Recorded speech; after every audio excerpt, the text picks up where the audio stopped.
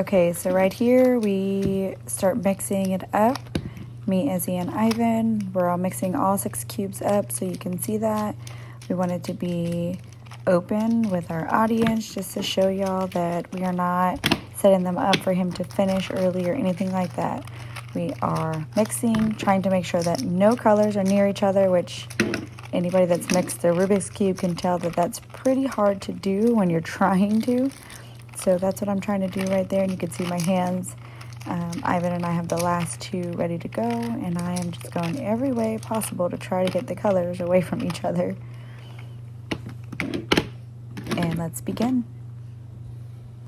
Okay, so Ivan's going to solve all of these Rubik's Cubes. We have the pyramid, which is just a pyramid, pyramid all the way around. We've got his 2x2. And you can see it's mixed up. We've got, what is this? 2x3x3. 2x3x3. Then we've got 3 3x3s. So we're gonna see how fast he can solve all of them. We mixed them up in the previous edit so that y'all were able to see that, and it didn't take a lot of time. So he's gonna start it. So what we're going to do is I'm gonna be keeping time with this phone right here, so that everybody can see, and then he's gonna get a few seconds where I'll pause the time so that he's able to look over the Rubik's Cube like he's doing right now. In competitions, they get 15 seconds to do that. So I'm gonna go ahead and start him. You start and I'll start the time.